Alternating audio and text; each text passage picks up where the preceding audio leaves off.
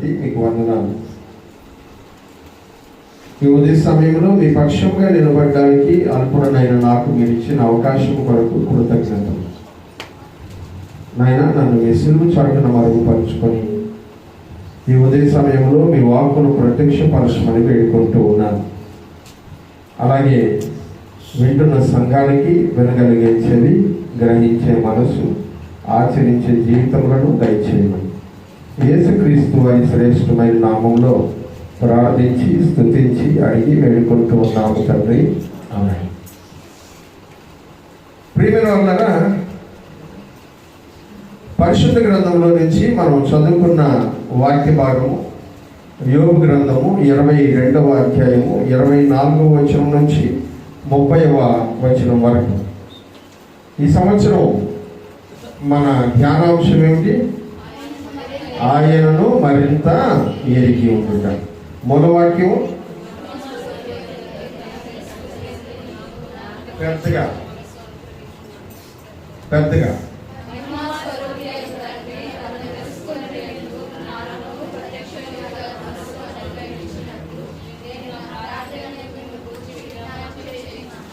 ఎఫెసీయులకు రాసిన పత్రిక 1వ అధ్యాయము 19వ వచనాన్ని మనం మూలవాక్యముగా ధ్యానం చేసుకుంటూ ఉన్నాం.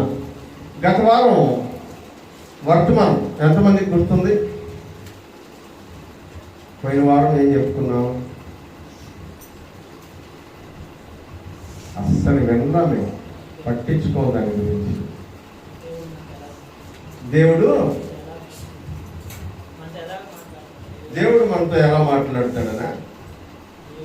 దేవుని గురించి మనము తెలుసుకోగలిగిన సమాచారాన్ని దేవుడు మనకు ఎలా తెలియజేస్తాడు?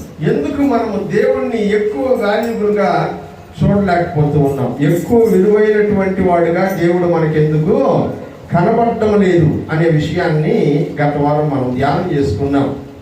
మనం పూర్తిగా ఆ భాగాన్ని ధ్యానం చేసుకోలేకపోయాం, కొంత భాగాన్ని ధ్యానం చేసుకున్నాం. కనుక రెండవ భాగాన్ని వారం ధ్యానం చేసుకుందామని చెప్పాను. గత వారంలో ఆయనను మనం ఎరిగి ఉండవలసినంతగా ఎరిగి ఉండలేకపోయాం.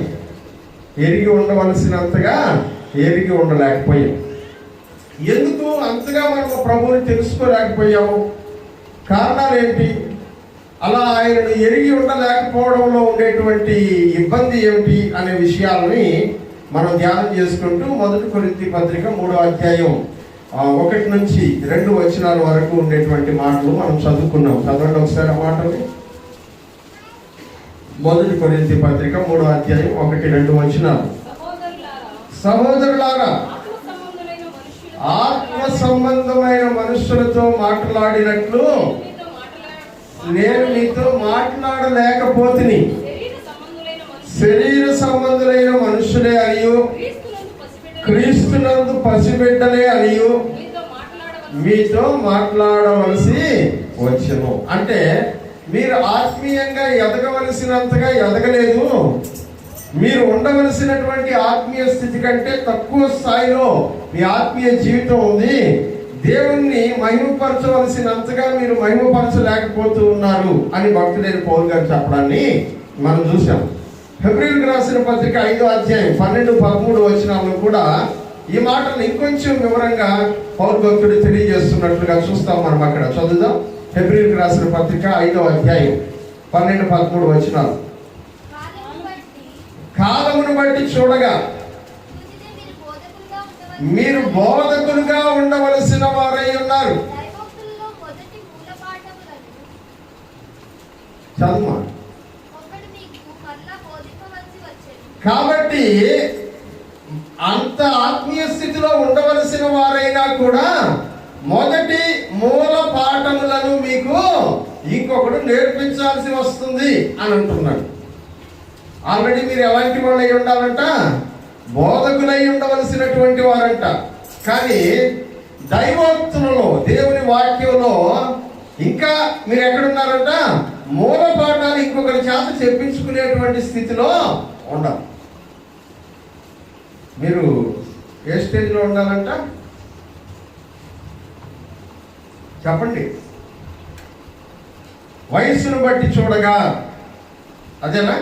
కాలమును బట్టి చూస్తే మీరు వాటికి ఎంఎస్సి ఎంఈడి చేసి ఉండాలి, లెక్చరర్లు అయిపోయి ఉండాలి. అదే కదా, మీరు బోధకులై ఉండవలసిన వారు.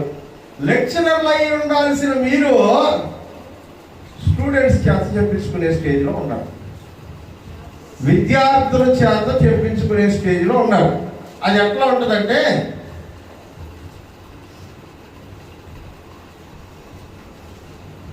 నాకు చిరంజీవి ఒక్కడే టీచర్ కనబడుతున్నాడు ఇక్కడ, కాబట్టి ఉపయోగించు తప్పట్లా. Chiranjeevi sir teacher, MA BEd చేసినాడు కాబట్టి ఆయన టీచర్. స్కూల్లోకి వెళ్తే పిల్లలకి చెప్పాలి. అట్లాంటిది పిల్లల దగ్గర చెప్పించుకునేటువంటి స్థితిలో ఉండకూడదు. అదే అంటున్నాడు పౌలు గారు, మీరు కాలమును బట్టి చూస్తే బాప్తిసం తీసుకొని 5 ఏళ్ళు అయింది, 10 ఏళ్ళు అయింది, 15 ఏళ్ళు అయింది, 20 ఏళ్ళు అయిపోయింది, కానీ ఇంకా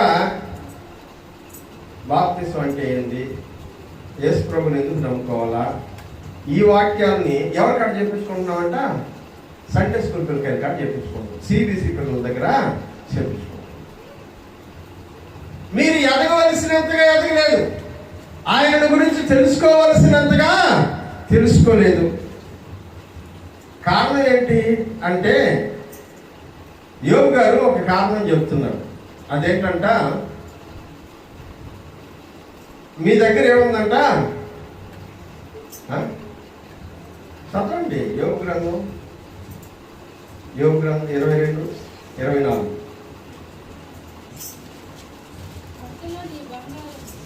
ఏముంది మీ దగ్గర ఇప్పుడు, అది చెప్పండి. ఏం లాక్కోండి, నేనేం లాక్కో. మీ దగ్గర ఏముందంట, బంగారం ఉన్నది, విలువైనటువంటి విషయాలు ఉన్నాయి, కానీ ఆ విలువైనటువంటి విషయాలనే చూసుకుంటూ ఉన్నారు, కానీ ఆ విలువైనటువంటి విషయాలను మీ చేతికిచ్చినటువంటి దేవునిని మర్చిపోయారు.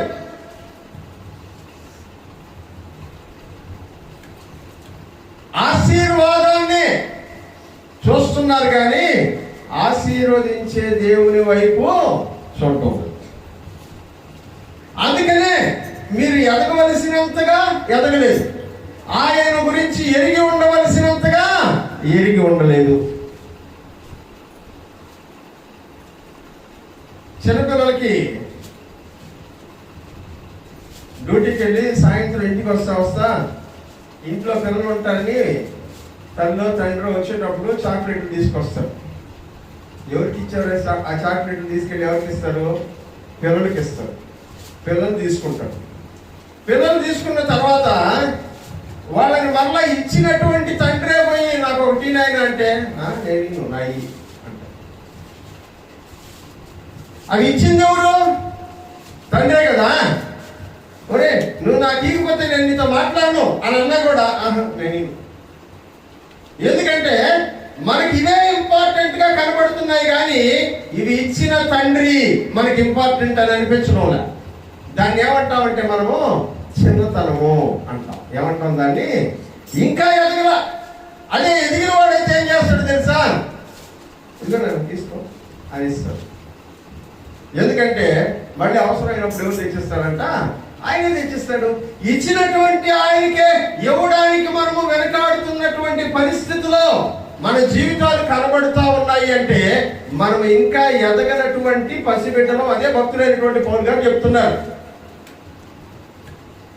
కాలమును బట్టి చూస్తే మీరు ఇప్పటికే బోధకులై ఉండవలసినటువంటి వారై ఉన్నారు, కానీ దైవోక్తుల విషయంలో మీరు మూల పాఠములను మరి ఒకడు మీకు నేర్పించవలసి వచ్చును. చదువు కంటిన్యూషన్ దాన్ని వదిలేసినారా ఇందాక లేదండి. అది ఇంపార్టెంట్. మీరేం తాగుతున్నారంట, పాలు తాగవలసిన వారే గాని బలమైన ఆహారము తినగలవారు కాదు. మరియు పాలు తాగు ప్రతి వాడు చిన్న బిడ్డ శిశువే కనుక నీతి వాక్యము విషయములో అనుభవం లేనివాడై ఉన్నాడు. ఏమైపోయినాడంట? నీతి వాక్యం విషయంలో అనుభవం లేనివాడు అయిపోయినావంట. నువ్వు చిన్న బిడ్డవే, శిశువే, ఇంకా ఎదగలా. ఒక బిడ్డ పుట్టిన తర్వాత 11 నెలలకి నడుస్తారంట. అంతేనా? 11 నెలలకైనా ఆడవాళ్ళకి బాగా తెలుసు, లెక్కేసుకుంటాం. 12 నెలలు అయిపోయింది, 13 నెలలు అయిపోయింది, 15 నెలలు అయిపోయింది, సంవత్సరం 2 సంవత్సరాలు అయిపోయింది, నడవట్లేదు. ఏం చేస్తాం మనం?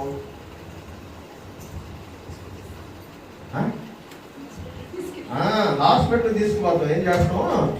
హాస్పిటల్కి తీసుకెళ్తాం. ఇప్పుడు మిమ్మల్ని కూడా ఏం చేయాలా?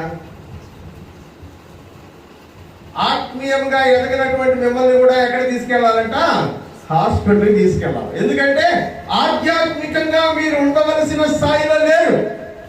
వాక్యానుసారంగా అంగవైకల్యం కలిగినటువంటి వారు వికలాంగులు అయిపోయి ఉన్నారు. ఎదగవలసిన స్థాయిలో ఎదగకపోతే 2 ఎదగాలి. శరీరం ఎదగాలి, మనసు ఎదగాలి. జాషువా పాస్టర్ గారు ఉన్నారు. చాలా సంవత్సరాల తర్వాత ఒక కొడుకు, దేవుడు కొడుకునిచ్చాడు. శారీరకంగా బాగా ఎదుగుతున్నాడు, కానీ మానసికంగా ఎదగట్లేదు. ఇప్పుడు పాస్టర్ గారు ఏం చేస్తాడు? శారీరకంగా ఎదుగుతున్నాడు, బాగా ఉన్నాడు, కానీ ఏం ఎదగట్లేదంట? మానసికంగా ఎదగట్లేదు. మానసికంగా ఎదగనందువల్ల ఏం చేశారు? డాక్టర్ దగ్గర తీసుకెళ్లారు. డాక్టర్ గారు ట్రీట్మెంట్ ఇవ్వడం ప్రారంభిస్తున్నారు. ఇప్పుడు కొంచెం బెటర్ అవుతుంది. ఇప్పుడు ఆధ్యాత్మికంగా మీరందరూ కూడా అదే స్థితిలో ఉన్నటువంటి వారు ఇప్పుడు మీరు ఏమవ్వాలంట? హాస్పిటల్కి పోవాల్సిన స్థితిలో ఉన్నారు. ఎప్పుడు పోదాం హాస్పిటల్కి? ఈరోజు చర్చ అయిపోగానే పోదామా హాస్పిటల్కి? నేను హాస్పిటల్కి పోవాల్సిన స్టేజ్లోనే ఉండాలనే వాళ్ళు ఒక చెయ్యొద్దండి. నేను అప్పుడు పోవాల్సి అంటే మీరందరూ మేము బాగా ఎదుగుతున్నామని అనుకుంటున్నారు కదా. సరే చూద్దాం మీరు ఎంత బాగా ఎదిగారో చూద్దాం. వాక్యంలో చెప్తున్నాడు, మట్టిలో నీ బంగారమును, ఏటి రాళ్లలో ఓఫీరు సువర్ణమును పారవేయము, అప్పుడు సర్వశక్తుడు నీకు అపరంజిగాను ప్రశస్తమైన వెండిగాను ఉండదు. మన చేతిలో ఉన్నవి మన చేతిలో ఉన్నంత కాలము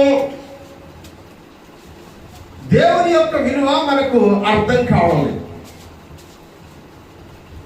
దేవుని యొక్క విలువని అర్థం చేసుకోలేకపోవడం వల్లనే ఆత్మీయంగా నువ్వు ఎదగడం లేదు.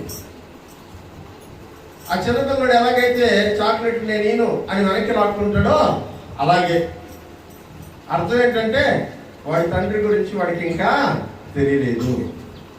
ఇవి ఇచ్చేసినా కూడా మా నాయన మళ్ళీ నాకు తెచ్చిస్తాడు అడిగితే అనే విషయం అర్థం కావడం లేదు. అందుకనే ఇది నాది, ఇది నాది, నేను, ఇది నాది, నేను, ఇది నాది, నేను అన్నీ ఇచ్చేస్తే అట్ట మళ్ళీ నాకు ఎట్ట వస్తాయి? నేను అలా గట్టిగా బలవంతంగా తండ్రి యొక్క విలువను తెలుసుకోకుండా, దేవుని యొక్క విలువ అర్థం కాకుండా ఇంకనూ పసిబిడ్డలను పోలినటువంటి వారై బ్రతుకుతున్నటువంటి ఆధ్యాత్మిక స్థితి నీలో కనబడుతోంది. అందుకే అంటున్నాడు, అది కింద పారేస్తే, నీ చేతిలో ఉండేవి కింద పారేస్తే, మట్లు ఏటి నీళ్ళల్లో కనబడినంత లోతుకి వెళ్ళిపోయేటట్టు వాటిని పారేస్తే అప్పుడు దేవుని యొక్క గొప్పతనం ఏంటో నీకు అర్థమవుతుంది. ఈరోజు చాలా మందిని దేవుని యొక్క విలువను అడిగితే పోలిక చెప్పమంటే దేంతో పోలుస్తాం? దేవుడిని దేనికంటే విలువైనదిగా పోలుస్తాం అని అంటే మన జీవితంలో అన్నిటికంటే తక్కువ విలువ ఇచ్చేది దేవునికి. అన్నిటికంటే తక్కువ విలువ ఇచ్చేది దేవునికి. ఈరోజు ఆదివారం పరిశుద్ధ దినం, మనం దేవుని సన్నిధిలో ఉండాలి. కానీ ఉన్నాం.